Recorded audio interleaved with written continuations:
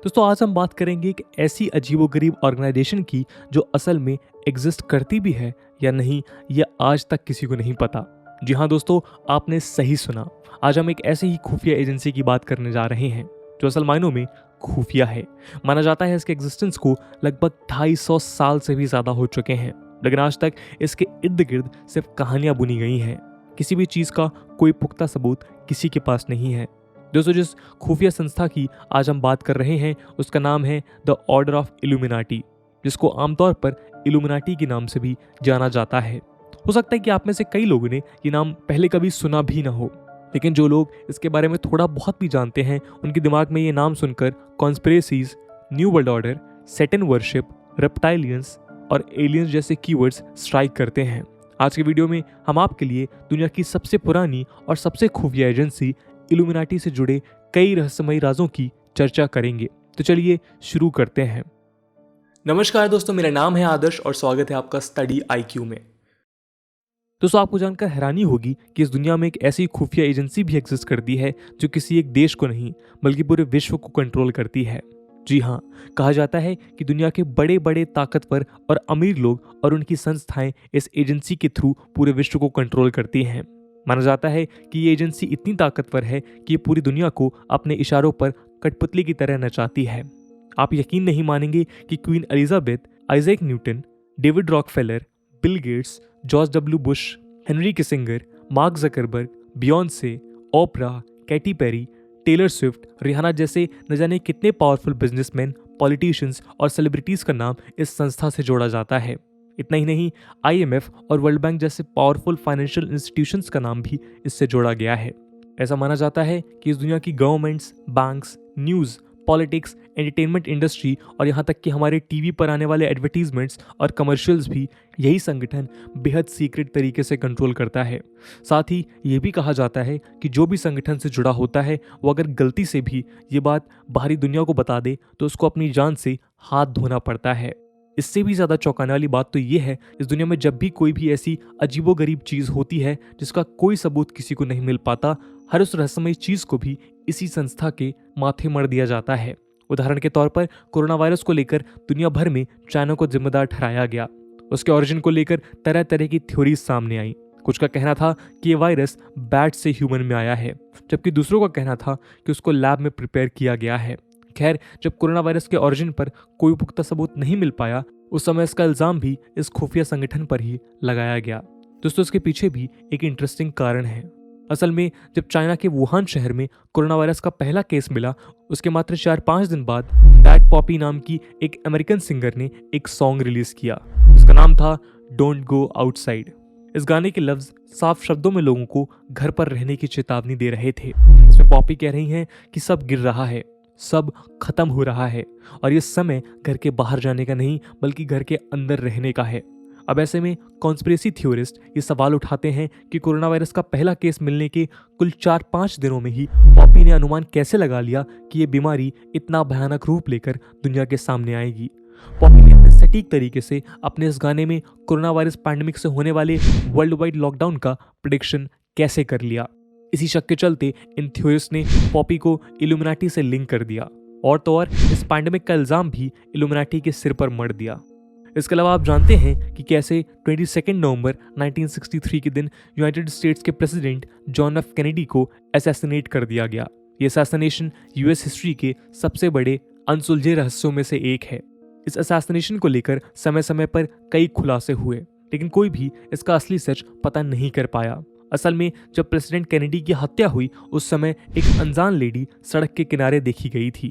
उसके हाथों में कैमरे की तरह दिखाई देने वाली एक अजीब सी चीज मौजूद थी और जैसे ही प्रेसिडेंट को गोली लगी तभी ये लेडी अचानक वहां से गायब हो गई। इनको द बाबुश्का लेडी का नाम दिया गया। वो लेडी कौन थी, कहाँ से आई थी, उनका क्या मकसद था, यह आज तक किसी को नहीं मालूम हो पाया है। लेकिन बाद में कई इन्वेस्टिगेशन रिपोर्ट्स में इस सामने आया कि उनके हाथ में कैमरा जैसा दिखाई देने वाला इंस्ट्रूमेंट असल में एक पिस्टल थी और उसी पिस्टल से प्रेसिडेंट कैनेडी की हत्या की गई थी।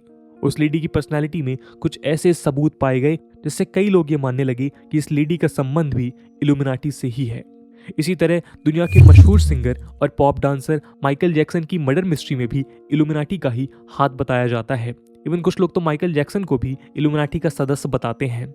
इतना ही नहीं, 18वीं शताब्दी में फ्रेंच रिवॉल्यूशन, 20वीं शताब्दी में वर्ल्ड वॉर 1 और 21वीं शताब्दी के सबसे दर्दनाक हादसे यानी 9/11 के टेररिस्ट अटैक्स के साथ साथ दुनिया भर की न जाने कितनी बगावतों, जंगों, बड़े बड़े लोगों के असैसिनेशन के पीछे भी इसी संगठन का हाथ बताया जाता है। ये संगठन जितना रहस्यमयी है उतना ही बदनाम भी। जी हाँ, इसके खुफिया कारणों के चलते कई लोग तो इसको एलियंस या फिर डेविल वर्शिपिंग ऑर्गेनाइजेशन का भी खिताब दे चुके हैं। कई लोग तो ये भी कहते हैं कि ये लोग अपने शैतानी मकसद से पूरी ह्यूमैनिटी पर कंट्रोल पाना चाहते हैं। CIA यानी सेंट्रल इंटेलिजेंस एजेंसी के आर्काइव्स में 1991 में पब्लिश्ड आपको एक बुक मिलेगी। इस बुक का नाम था the blood lines of illuminati और इस बुक के पहले ही कुछ पेजेस पर यह साफ शब्दों में लिखा हुआ है कि जितने भी लोग इल्यूमिनाटी से जुड़े हुए हैं वो सब सैटन्स एलीट हैं। तो दोस्तों, ये संगठन इसी तरह के अटपटे जालों में बुना हुआ है, जहां एक तरफ कुछ लोग कहते हैं कि ये अब एग्जिस्ट नहीं करता, वहीं दूसरी तरफ यूरोप के कई देशों का दावा है कि ये संगठन आज भी हमारे बीच मौजूद है। तो दोस्तों, अभी तक ये सब सुनकर आपके दिमाग में कई सवाल गूंज रहे होंगे, जैसे कि आखिर क्या है इस इल्यूमिनाटी का सच, इसको कौन कौन लोग चलाते हैं, इसके जन्म के पीछे का मकसद क्या था, और क्या ये सच में आज भी एग्जिस्ट करता है, और अगर करता भी है तो क्या ये सच में हमारी दुनिया को काबू करना चाहता है। इनका न्यू वर्ल्ड ऑर्डर का सपना क्या है। आज हम इल्यूमिनाटी की हिस्ट्री से लेकर मिस्ट्री से जुड़े सभी अटपटे सवालों के जवाब पर से पर्दा उठाने की कोशिश करेंगे। तो चलिए आगे बढ़ाते हैं इस थ्रिलिंग डिस्कशन को। आइए सबसे पहले शुरू करते हैं इस शब्द को समझने से। दोस्तों, इल्यूमिनाटी शब्द का ओरिजिन लैटिन शब्द इल्यूमिनाटस से हुआ है। इल्यूमिनाटस का मतलब है इनलाइटेंड या फिर इल्यूमिनेशन। ये नाम उस आइडिया से इंस्पायर हुआ जिसका मकसद था खुद को नॉलेज से इनलाइटन करना, एजुकेशन और रीजन के थ्रू खुद को इग्नोरेंस के चंगुल से निकालना। इस नाम के पीछे का क्या मकसद था वो हम आज जानेंगे। खैर, अगर बात करें इसके सिंबल की तो उसकी भी अपनी एक कंट्रोवर्सी है। वाइडली पॉपुलर बिलीफ के मुताबिक इल्यूमिनाटी का सिंबल है एक ट्रायंगल के अंदर बनी हुई एक आंख। इसको द आई ऑफ प्रोविडेंस या फिर एन ऑल नोइंग आई के नाम से भी बुलाया जाता है। लेकिन असल में ये आई सिंबल फ्री मैसनरी दल के सिंबल से मिलता जुलता था, जिसका मकसद ये दर्शाना था कि भगवान की आंखें हमेशा आपको देख रही हैं, इसलिए आपको इंसानियत को अपनाना चाहिए।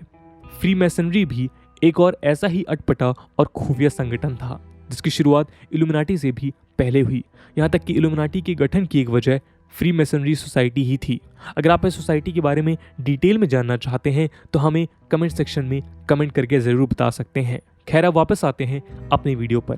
दोस्तों, फ्री मैसनरी का ये सिंबल इल्यूमिनाटी की विचारधारा से थोड़ा अलग था और इसीलिए इल्यूमिनाटी ने एक अलग चिन्ह अपनाया जिसका नाम था द माइनरवल आउल या फिर द आउल ऑफ एथना, जिसका नाम एंशिएंट गॉडेस ऑफ विजडम एथना के नाम पर पड़ा।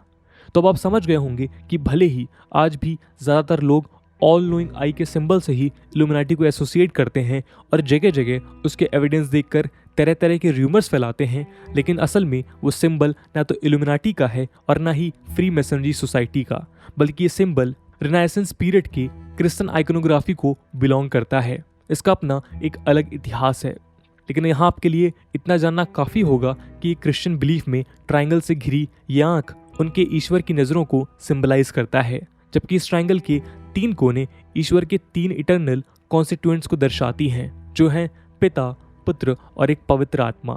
ये क्रिश्चियन डिविनिटी का एक अहम हिस्सा है और इसी कारण ये सिंबल कई क्रिश्चियन देशों की करेंसी पर भी देखने को मिलता है। खैर, अब चलते हैं इसके ओरिजिन की हिस्ट्री पर। इल्यूमिनाटी के ओरिजिन को समझने के लिए हमें आपको इतिहास में थोड़ा पीछे लेकर जाना होगा। दोस्तों, बात है जर्मनी के बेवेरिया प्रांत की। समय था मई 1776 का। यहीं पर एक छोटा सा शहर हुआ करता था, इंगोलस्टाड। यहीं पर एक प्रोफेसर रहा करते थे, प्रोफेसर एडम विशॉप्ट। आपको बता दें कि इस पूरी सनसनीखेज कहानी के जन्मदाता यानी इल्यूमिनाटी के मास्टरमाइंड प्रोफेसर एडम विशॉप्ट ही थे। इस खुफिया एजेंसी के पीछे की सोच और इसकी बुनियाद प्रोफेसर विशॉप्ट के द्वारा केवल 27 साल की उम्र में रखी गई। एडम विशॉप्ट का जन्म 1748 में हुआ। 1773 में उन्होंने यूनिवर्सिटी ऑफ इंगोलस्टाड को कैनन लॉ के प्रोफेसर के रूप में ज्वाइन किया। कैनन लॉ उन गाइडलाइंस और रेगुलेशंस का कंपाइलेशन था जिनको एक रिलीजियस अथॉरिटी के द्वारा उस रिलीजियस ऑर्गेनाइजेशन की गवर्नमेंट को रन करने के लिए कोडिफाई किया गया था। आसान भाषा में उनको चर्च लॉस कहा जाता है। यहाँ एक मजेदार बात यह है कि बिशप चर्च लॉस के एक्सपर्ट तो थे, लेकिन वो खुद कोई क्लेर्गी नहीं थे। लेकिन उस समय उनकी यूनिवर्सिटी और बाकी यूरोपियन देशों ने जीसुइट्स यानी हार्डकोर क्रिश्चियंस और मिशनरीज का बोलबाला था। चर्च की डोमिनेंस हर जगह प्रेवलेंट थी। रूलर्स डिस्पोटिक थे। लोग रीजन के खिलाफ नहीं बोल सकते थे। रीजन्स और साइंस का वहाँ कोई स्थान नहीं था। लोगों को अपनी बात तक रखने का फ्रीडम नहीं था। जीसुइट्स आम लोगों पर अपना कंट्रोल जमाना चाहते थे। ये लोग अंधविश्वास को बढ़ावा देकर क्रिटिकल थिंकिंग और साइंटिफिक रीजनिंग को खत्म करना चाहते थे। बिशप उस समय की धार्मिक विचारधारा से संतुष्ट नहीं थे। वो इसको एक ऑर्गेनाइज्ड रिलीजन कहते थे। ऑर्गेनाइज्ड रिलीजन यानी अपने मकसद को पूरा करने के लिए सोच समझकर सींचा गया धर्म। सोर्सेज बताते हैं कि बिशप लोगों को चर्च और रिलीजन के इसी एक्सट्रीमिज्म से निकालना चाहते थे। बिशप का मानना था कि साइंस और रिलीजन एक दूसरे के कॉम्पिटिटर नहीं बल्कि पार्टनर हैं और इन दोनों ही मैटर्स में लोगों को फुल फ्रीडम मिलना चाहिए। अपनी इस फिलॉसफी के बेसिस पर वो एक न्यू वर्ल्ड ऑर्डर का निर्माण करना चाहते थे। अपने इसी मकसद के चलते प्रोफेसर बिशप ने अपनी यूनिवर्सिटी के 4 स्टूडेंट के साथ मिलकर बहुत ही खुफिया तरीके से इल्यूमिनाटी का गठन किया। इन लोगों ने खुद को परफेक्टिबिलिस्ट्स कहा। परफेक्टिबिलिस्ट यानी वो लोग जो समाज में ऐसा बदलाव करना चाहते हैं जो समाज में एक तरह का परफेक्शन ला सके। इवन पहले इस सोसाइटी का नाम द ऑर्डर ऑफ परफेक्टिबिलिस्ट ही था, लेकिन बाद में इसका नाम बदलकर द ऑर्डर ऑफ इल्यूमिनाटी रख दिया गया। तो दोस्तों, इस तरह जन्म हुआ इल्यूमिनाटी का। दोस्तों, एक तरह से देखा जाए तो इल्यूमिनाटी 18th सेंचुरी के इनलाइटमेंट का बाई प्रोडक्ट था। इसलिए शायद प्रोफेसर बिशप का एक न्यू वर्ल्ड ऑर्डर का विजन भी कुछ हद तक इनलाइटमेंट के प्रिंसिपल से मिलता जुलता था। कॉन्स्पिरेसी थ्योरिस्ट के आर्काइव्स बताते हैं कि बिशप का ये विजन काफी ब्रॉड था। बिशप पूरी दुनिया में एक रेवोल्यूशन लाना चाहते थे, एक ऐसा रिवॉल्यूशन जिसके चलते एक यूनिवर्सल रिपब्लिक का जन्म हो। लेकिन बिशप की इस रिपब्लिक के जन्म के लिए क्रिश्चियनिटी और बाकी सभी तरह के रिलीजन का डिस्ट्रक्शन होना जरूरी था। वो रिलीजन को एथिज्म से और इकोनॉमिक मॉडल को कम्युनिज्म ऑफ गुड से रिप्लेस करना चाहते थे। बिशप ह्यूमैनिटी को हर तरह के मोरल, सोशल और रिलीजियस कंस्ट्रेंट से मुक्त करके एब्सोल्यूट इक्वलिटी और सोशल फेटर्निटी एम्ब्रेस करना चाहते थे। बिशप कहते थे कि ऐसे ऑर्डर से जो अर्थली पैराडाइज क्रिएट होगा उसको किसी सिविलियन गवर्नमेंट की नहीं बल्कि एक इनलाइटेंड एलीट यानी कि इल्यूमिनाटी के द्वारा रूल किया जाएगा। यही उनके न्यू वर्ल्ड ऑर्डर का ब्लूप्रिंट था। लेकिन दोस्तों, वो ये सब केवल 5 लोगों के दम पर तो नहीं कर सकते थे, तो इसलिए उन्होंने दुनिया भर के पढ़े लिखे, रिच और इन्फ्लुएंशियल लोगों को अपने साथ जोड़ना शुरू किया। कुछ ही सालों में बढ़ते बढ़ते इस संगठन में 2500 से 3000 लोग तक जुड़ चुके थे। जाहिर है कि जैसे जैसे इनका नेटवर्क बढ़ना शुरू हुआ वैसे वैसे उस समय की गवर्नमेंट और चर्च अथॉरिटीज को खतरा महसूस होने लगा। उनको डर था कि अगर ये सक्सेसफुल हो गए तो उन्हें अपनी पावर से हाथ धोना पड़ेगा। इसी के चलते 1784 में ड्यूक ऑफ बेवेरिया चार्ल्स थियोडोर ने एक लॉ पास किया जिसके चलते सभी सीक्रेट सोसाइटीज को बैन कर दिया गया। इस लॉस के चलते इल्यूमिनाटी के कई लोग पकड़े गए। इसके बाद इसमें केवल 30 से 40 पावरफुल लोग ही बचे जिन्होंने 1800 के दशक में एक बार फिर इस संगठन को पुनर्जीवित करने की ठानी, लेकिन इस बार और भी ज्यादा सावधानी और सीक्रेसी के साथ। इस दौरान प्रोफेसर बिशप की भी डेथ हो चुकी थी। इल्यूमिनाटी की कमान अब कुछ चुनिंदा पावरफुल और लालची लोगों के हाथ में थी जिनके इरादे बिल्कुल भी अच्छे नहीं थे। कुछ थ्योरीज बताती हैं कि इनका इन्फ्लुएंस कम करने के लिए चर्च और रिलीजियस अथॉरिटीज ने इन लोगों के खिलाफ एक प्रोपेगेंडा शुरू किया जिसमें लोगों को सैटन और एलियन से कंपेयर किया जाने लगा। कुछ लोगों का मानना यह भी है कि चर्च की नज़रों में जो भगवान को नहीं मानता है उसको शैतान का दर्जा दिया जाता है, इसलिए इन लोगों को सैटन वर्शिपर्स भी कहा जाने लगा। जैसे जैसे समय बीतता गया इन रेफरेंसेस का यूज कई बुक्स और मूवीज में भी किया जाने लगा। एक्सपर्ट्स कहते हैं कि इस वजह से ये सब पॉपुलर कल्चर में घुल मिल गया। इल्यूमिनाटी का इसके बाद क्या हुआ ये किसी को नहीं पता।